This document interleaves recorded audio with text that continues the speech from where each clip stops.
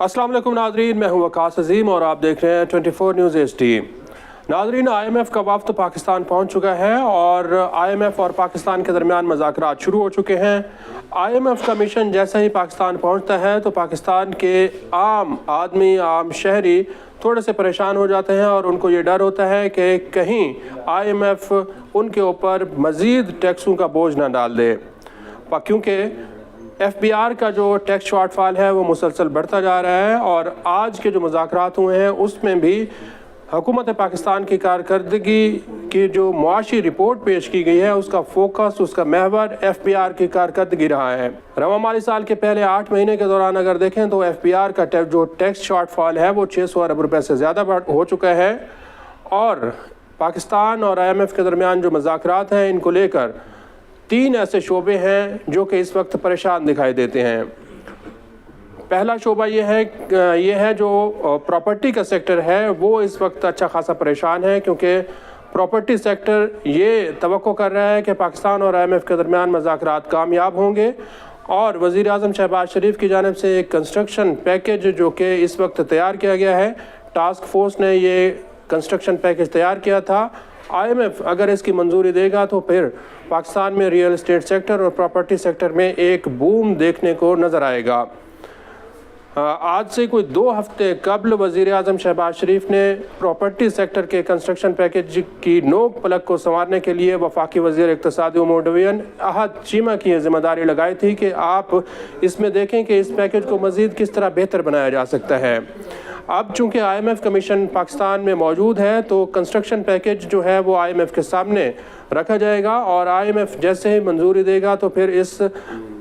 Construction package के ऊपर अमल दरामद शुरू हो जाएगा। इस कंस्ट्रक्शन पैकेज के तहत जो प्रॉपर्टी सेक्टर के ऊपर विद होल्डिंग टैक्सेस लगे हुए हैं, ट्रांजैक्शन टैक्सेस लगे हुए हैं, FBR ये चाहता है कि ये ट्रांजैक्शन टैक्सेस जो हैं वो कम किए जाएं और फेडरल एक्साइज ड्यूटी को भी कम किया जाए। साथ ही साथ हुकूमत पाकिस्तान मुतवस्सित तबके और गरीब तबके के लिए आसान अक़सात के ऊपर घरों का मंसूबा ला रही है और बैंकों के ज़रिए लोगों को आसान कर्ज़े फराहम किए जाएंगे ताकि वो अपने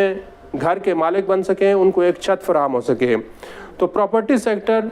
IMF और पाकिस्तान के दरमियान मुज़ाकरात की जो कामयाबी है उसके लिए दुआएं कर रहा है। दूसरा जो सेक्टर परेशान है इस वक्त वो पाकिस्तान के रिटेलर्स हैं,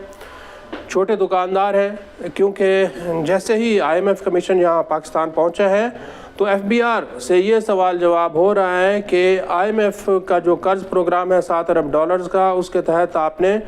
कोई 30 लाख के करीब रिटेलर्स को टैक्स नेट के अंदर लाना था। FBR ने इस मकसद के लिए ताजिर दोस्त स्कीम मुतारिफ़ कराई थी, लेकिन ताजिर दोस्त स्कीम जो है वो कामयाब नहीं हो सकी और बहुत ही कम पैमाने पर रिटेलर्स, दुकानदार जो हैं वो टैक्स नेट के अंदर आए हैं। अब FBR ने कुछ कवानीन में तब्दीलियाँ की हैं और पॉइंट ऑफ सेल्स को लेकर FBR जो है वो सख्त कार्रवाइयाँ करने जा रहा है और ऐसे दुकानदार जो कि अपने पॉइंट ऑफ सेल्स को FBR के निज़ाम के साथ नहीं मुंसलिक करेंगे या फिर जानबूझकर पॉइंट ऑफ सेल को बंद रखेंगे तो फिर उनके ख़िलाफ़ कार्रवाइयाँ होंगी। ये 2 ऐसे शोबे हैं नाजरीन जो कि इस वक्त ये दुआ कर रहे हैं कि हुकूमत पाकिस्तान और FBR के दरमियान जो मुज़ाकरात हो रहे हैं IMF के साथ, FBR के ये मुज़ाकरात कामयाब हो जाएं। लेकिन साथ ही साथ आप देखें तो जिस तरह के पाकिस्तान के मुआशी इशारे नज़र आ रहे हैं उसमें एक सबसे अहम इशारा जो है वो पाकिस्तान की करेंसी है। डॉलर के मुकाबले में रुपए की जो इस वक्त कदर है वो काफ़ी मजबूत दिखाई दे रही है और पिछले साल 1.5 साल से जो डॉलर के मुकाबले में रुपए की कदर है वो काफ़ी मुस्तहकम रही है। इस वक्त पाकिस्तान में कोई 279-280 रुपये के लगभग डॉलर जो है वो दस्तयाब है, लेकिन इसके ऊपर पाकिस्तान की जो ताजिर बिरादरी है, बिज़नेस कम्युनिटी है, उसको बहुत ज़्यादा तहफ़्फ़ुज़ात हैं और जो मार्केट के लोग हैं वो ये समझते हैं कि इस वक्त डॉलर का रेट जो है वो मसनूई तरीके से हुकूमत पाकिस्तान ने कंट्रोल किया हुआ है, इसको खुला छोड़ना चाहिए। और IMF की जो शर्त है इस कर्ज़ प्रोग्राम के तहत उसके मुताबिक भी हुकूमत पाकिस्तान को, स्टेट बैंक ऑफ पाकिस्तान को डॉलर का जो रेट है वो मार्केट के मुताबिक तय करना है।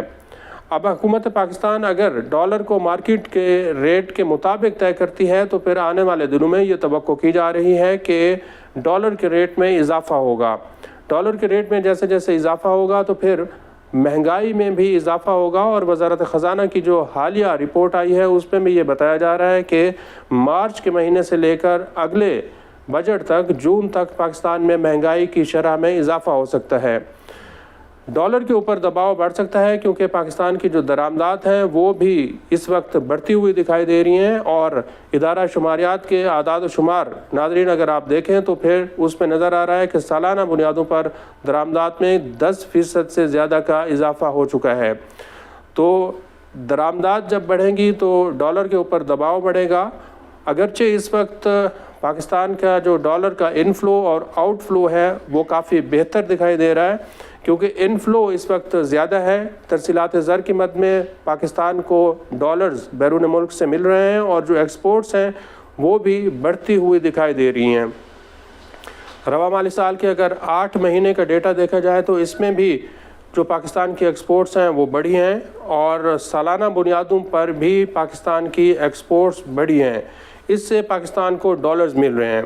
تو جن لوگوں نے ڈالرز اس وقت رکھے ہوئے ہیں اور ڈالرز میں سرمایہ کاری کی ہوئی ہے وہ بھی پاکستان اور IMF کے اس مذاکرات کے اوپر نظر رکھے ہوئے ہیں اور دیکھتے ہیں کہ آنے والے دنوں میں ڈالرز کا جو ریٹ ہے وہ مزید کتنا اوپر جاتا ہے. اس کے ساتھ ساتھ ناظرین حکومت پاکستان IMF کو یہ کنونس کرنے کی کوشش کر رہی ہے مذاکرات کے دوران کہ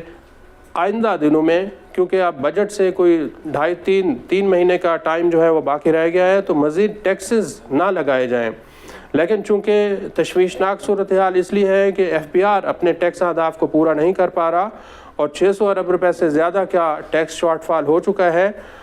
FBR نے یہ کوشش کی تھی کہ پراپرٹی سیکٹر کے اوپر ٹیکسز لگائے جائیں اور پراپرٹی سیکٹر کے اندر جو بلیک منی کالا دھن استعمال کیا جا رہا ہے اس کو بھی روکا جا سکے. لیکن FBR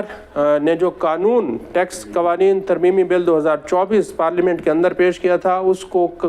کو منظور کرانے میں کامیاب نہیں ہو سکا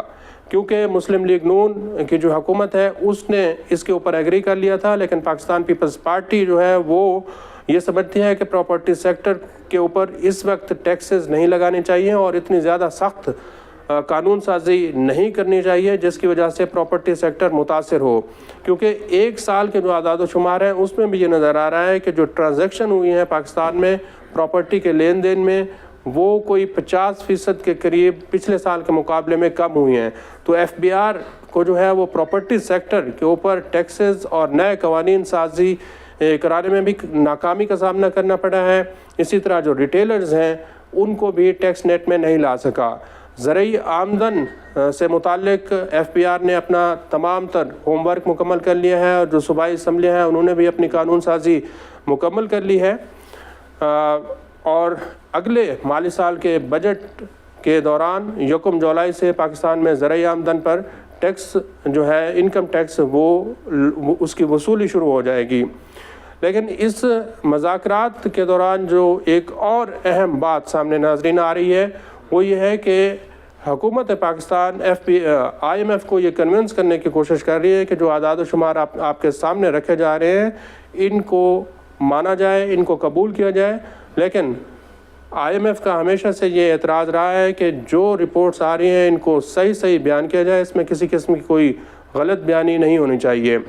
اگرچہ وزیر خزانہ محمد اورنگزیب نے سعودی عرب میں IMF کے جو MD ہیں ان کے ساتھ بات چیت کی تھی اور اس میں اچھی خاصی پیش رفت ہوئی تھی اور وزیر خزانہ اس وقت مطمئن ہیں کہ حکومت پاکستان اور IMF کے درمیان جو مذاکرات چل رہے ہیں یہ کامیاب ہو جائیں گے اور اس کے نتیجے میں پاکستان کو قرض کی دوسری قسط جو کہ $1 ارب سے زیادہ کی ہے وہ مل جائے گی. لیکن جیسا کہ میں نے بتایا ہے کہ پراپرٹی سیکٹر,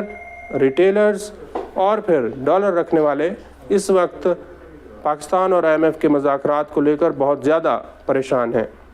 آج کے لیے اتنا ہے. اس ویڈیو کو آپ کمنٹ سیکشن میں جا کر لائک کر سکتے ہیں اور اپنی رائے کا بھی اظہار کر سکتے ہیں. بہت بہت شکریہ.